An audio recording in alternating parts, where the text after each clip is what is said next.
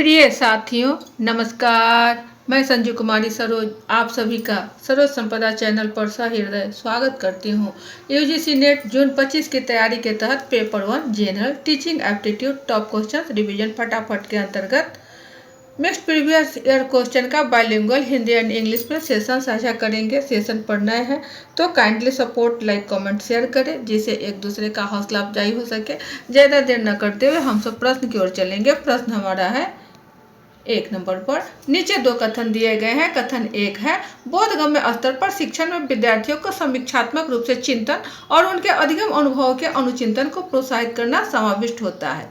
कथन 2 है, स्मरण स्तर पर शिक्षण में रटन स्मरण होता है और आलोचनात्मक चिंतन को प्रोत्साहित नहीं करता है। इंग्लिश है statement 1, teaching at the understanding level involves encouraging student to think critically and reflect on their learning experience. Statement 2 है, teaching at the memory level involves road.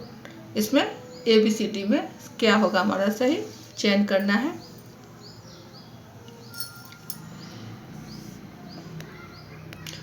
प्रश्न कर रहा है कि बोधगम्य स्तर पर, यहाँ बोधगम जो है अंडरस्टैंडिंग लेवल है, तो अंडरस्टैंडिंग लेवल में जो है चिंतन और उनके अधिगम अनुभव के अनुचिंतन को प्रोत्साहित करता है, जबकि यहाँ अंडरस्टैंडिंग में सिर्फ समझ की बात होती है। यहाँ उदाहरण के द्वारा समझाया जाता है। ये रिफ्लेक्टिव लेवल में आपका चिंतन आएगा, रिफ्लेक्टिव में। तो ये कहीं ना कहीं हमारा कथन गलत है। एक हमारा गलत है। दूसरा को देखा जाए स्मरण स्तर पर शिक्षण में रटन, तो यह सही है कि मेमोरी लेवल में इसको रोट किया जाता है और आलोचनात्मक चिंतन प्रोत्साहित नहीं करता है। यह भी कथन पूर्णतः सत्य है। एक सही है और एक गलत है और दूसरा हमारा कथन सही है। तो क्या हो जाएगा, ऑप्शन डी की ओर होगा। कथन 1 गलत है लेकिन कथन 2 सही है। सही आंसर का मिलान।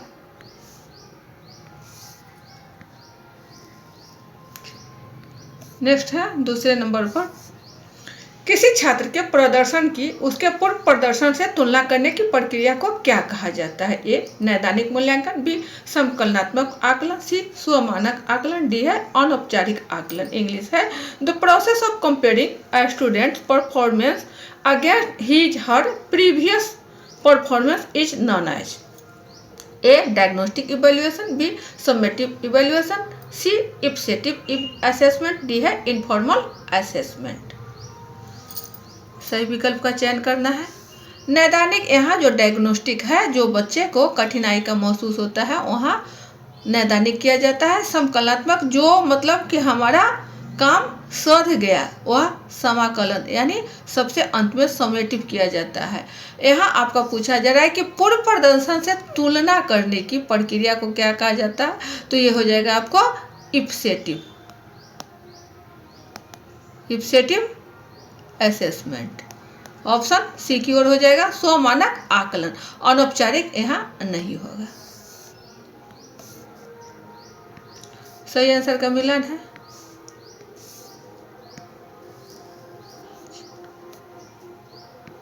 तीसरे नंबर पर है, एक कला शिक्षिका अपने विद्यार्थियों के लिए प्रसिद्ध कलाकारों की अन्योन्य क्रियात्मक गैलरी वॉल बनाना चाहती है। निम्नलिखित में से कौन सा साधन सर्वाधिक उपयोगी होगा। A, Screencastomatic, B, Padlet, C, adapter, D, मेंटीमीटर।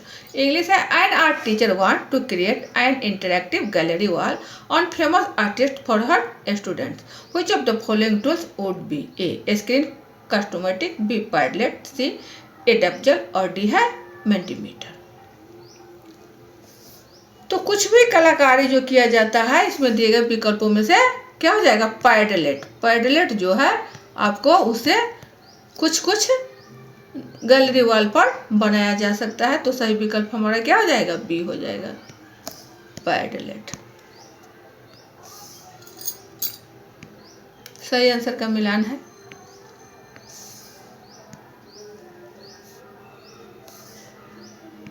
चलिए नेक्स्ट है 4 पर, यदि आपके मित्र का मोबाइल नंबर बदल जाता है और आप अक्सर उसके पुराने नंबर पर फोन करते हैं, यह उदाहरण है। ए, अधिगम का सकारात्मक अंतरण, बी, अधिगम का नकारात्मक अंतरण, सी, अधिगम का शून्य अंतरण, डी, अधिगम का द्विपक्षीय अंतरण। इंग्लिश है if the mobile number of your friend change and you often continue to dial his former number, it is an example of A. Positive transfer of learning, B. Negative transfer of learning, C. Zero transfer of learning, D. Bilateral transfer of learning. क्या हो जाएगा?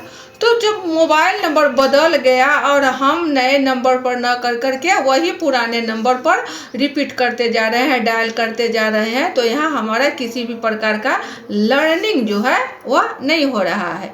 तो क्या हो जाएगा? Negative हो जाएगा हमारा कहीं ना कहीं। ये हमारा लर्निंग जो है वह निगेटिव ट्रांसफ़र होगा, क्योंकि कहीं कुछ हम इसमें चेंजिंग नहीं कर रहे हैं। तो हमारा कुछ निगेटिव हो गया। अधिगम का नकारात्मक अंतरण, ऑप्शन हमारा बी हो जाएगा। यह है आपका सही आंसर का भी मिला। चलिए नेक्स्ट है हम 5 पर, सहायक सामग्री को प्रभावित करने वाले कारक निम्नलिखित में से कौन से हैं? ए. अस्पष्टता और व्यापकता, बी. सामग्री की मात्रा, सी. अधिगमकर्ता की आयु एवं स्तर के लिए उपयुक्तता, डी. अधिगम उद्देश्य के लिए प्रासंगिकता। इंग्लिश है, which of the following factors influence the effectiveness of support material? A. Clarity and comprehensibility, B. Quantity of material, C. Appropriateness for the learners age and level, D. Relevance to the learning objectives. Option आपको ABCD में दिया गया है। सही का हमें चयन करना है, कौन सा हमारा सही हो जाएगा।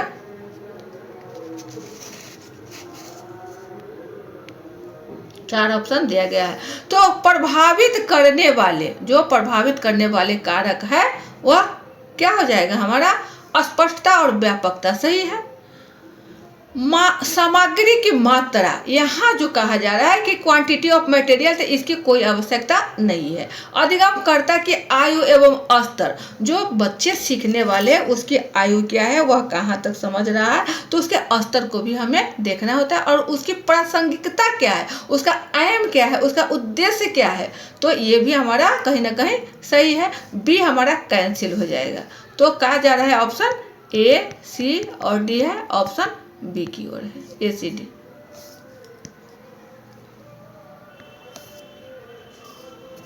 चलिए देखा जाए सही आंसर का मिला, ये रहा आपको।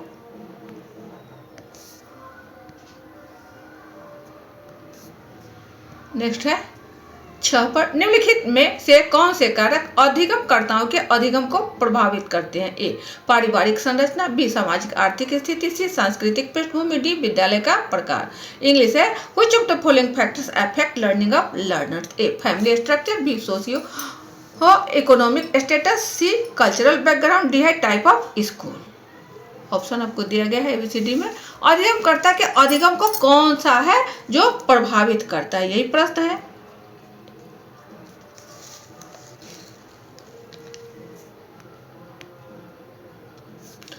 जो पारिवारिक संरचना है यह आपको प्रभावित करेगा। उसकी सामाजिक आर्थिक, जो उसका सोशो इकोनॉमिक स्टेटस है, यह भी आपको प्रभावित करेगा।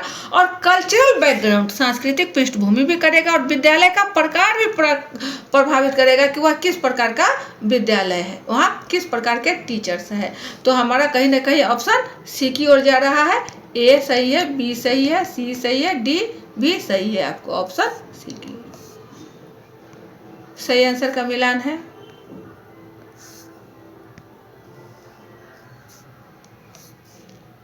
नेक्स्ट क्वेश्चन है 7 की ओर, सहयोगात्मक अधिगम में निम्नलिखित में से किस रणनीति से श्रवण कौशल विकसित होता है? ए. Fishbowl, B. स्वरों का समूह, सी. जिगसॉ रणनीति और डी है प्रकरण अध्ययन। इंग्लिश है, in collaborative learning from which of the following strategy listening skill is developed? A. Fishbowl, B.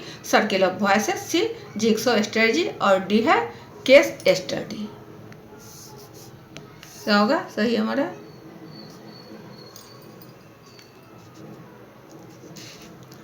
तो श्रवण कौशल विकसित करने के लिए जो हमारा है वो हो जाएगा आपका फीसबाउल, ऑप्शन ए की ओर। सही आंसर का मिलान है।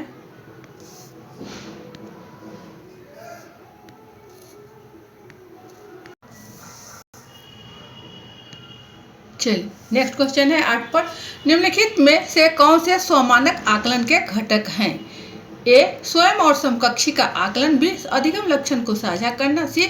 शिष्यों में भेद करना, डी. प्रभावी तरीके से प्रश्न पूछना। इंग्लिश है, which of the following are the components of effective assessment, A self and peer assessment, B sharing learning goals, D C discriminating pupils और डी है इफेक्टिव फीडबैक। सही क्या होगा? देखा स्व मानक आकलन के जो घटक है, कंपोनेंट है, स्वयं और समकक्षी का आकलन, यह सही है। अधिगम लक्षण को साझा करना, यह भी आपको सही है। शिष्यों में भेद करना, यहाँ देखा जाए शिष्यों में भेद, यहाँ जो आपको कह रहा है डिस्क्रिमिनेटिंग पुपिल्स, या कहीं ना कहीं नहीं होना चाहिए, यह आपका गलत हो जाएगा, यह उचित नहीं है कि अपने छात्रों के साथ हम भेदभाव करें। प्रभावी तरीके से प्रश्न पूछना, ये भी आपका सही है, यानी ए बी और डी ये तीनों सही है, सी हमारा गलत हो जाएगा। ए बी डी और ये है डी ही है ना, ए बी डी इतना ही तक आएगा, ऑप्शन 4 है बस, तो हमारा क्या हो जाएगा? ऑप्शन ए हो जाएगा।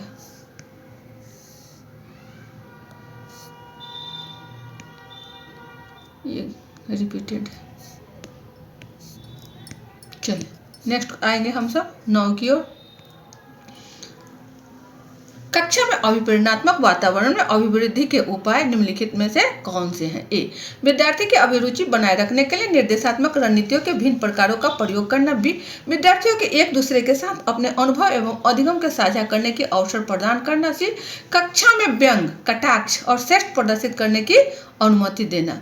डी है विश्वास एवं सहयोग पर आधारित कक्षा में वातावरण को प्रोत्साहन देना।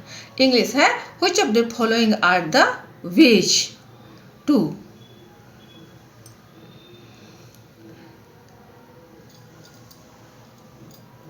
climate in the class. A use a variety of instruction strategy to maintain a student interest. B give a student opportunities to share their experience and learning with each other. C allow sarcasm and superiority to exist in classroom. D है fostering classroom atmosphere which is based on trust and cooperation.